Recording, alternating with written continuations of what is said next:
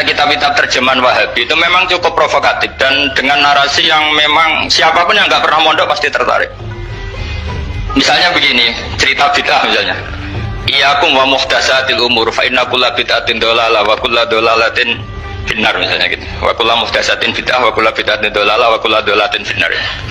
Ada yang baca wa kullu bid'atin dhalalah wa kullu dhalalatin finnar. Terus beliau meneruskannya begini, kata bin Bas. Hadza huwa Rasulullah. Hakama bi annal bid'ah kullaha dhalalah. Terus diteruskan wajar asy-Syafi'i faqasama ila hasanatin wa dhalalatin wa sayyi'atin. Jadi dengan narasi seperti itu tuh orang itu tahu bahwa Syafi'i itu kurang ajar tenan kira-kira gitu.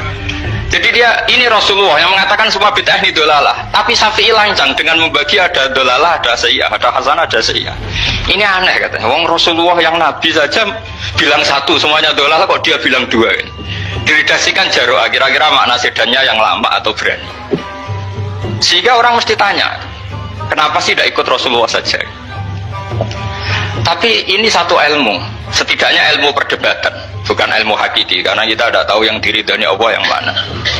Tapi kemudian Sayyid Muhammad dalam kitab Abwaabul Faros, juga dalam kitab-kitab beliau menyanggah itu dengan mengatakan jika makna bid'ah adalah yang nggak pernah dilakukan Rasulullah, itu salah besar. Terus beliau cerita sekian, termasuk yang diceritakan adalah ada seorang sahabat ketika sholat dengan Rasulullah tidak pakai doa mainstream, yaitu ketika i'tidal sahabat tadi bilang alhamdulillah hamdan katsiran thayyiban mubarakan fi.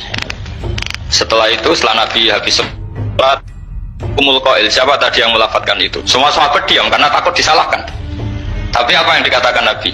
Tidak, saya tidak akan menyalahkan. Saya tadi melihat isna asra malakan, saya tadi melihat 12 malaikat yabtadiruna ayyuhum yaktubu awwalu. Semuanya itu bergegas siapa yang nulis awal. Terus kata sahabat tadi ha anada ya Rasulullah. Padahal ini satu kalimat yang bahkan Rasulullah tidak mengajarkan, dan Rasulullah bahkan iskal kenapa ada kalimat itu, tapi toh dibenarkan oleh Allah dan Rasul. Cerita Sayyid Muhammad kedua adalah ada sahabat setiap ngimami itu main kulhu. Wah, ngimami apa saja main kulhu. Singkat cerita makmumnya itu gerutu, ini orang kok main kulhu terus ini. Setelah dilaporkan ke Rasulullah, ditanya sama Rasulullah, kenapa kamu main kulhu? Ini dilaporkan ke saya. Kata si musolli tadi, imam tadi, di annaha sifatur rahman, dalam surat itu semua sifatnya Allah, maka fa'ana uhibbuha, saya senang itu. Apa kata Rasulullah? Saya disuruh bilang Allah ke kamu bahwa Allah mencintai kamu karena kamu mencintai kulhu. Terus keterusan sampai sekarang itu orang-orang NU baca kulhu terus itu. Karena sekali baca idza samsu kuwirat mesti kepunting gitu. Tapi artinya itu dibenarkan Rasulullah min ghairi sabqi ta'limin minhu, tanpa ada pelajaran dari beliau.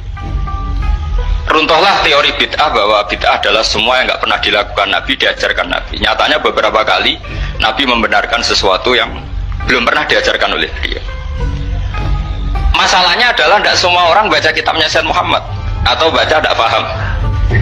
Nah, sementara kitab Hadhihi Mafahimuna itu diterbitkan secara masif oleh pemerintahan Arab Saudi dan ada terjemahnya lagi, sehingga yang nggak bisa Arabnya bisa terjemahnya.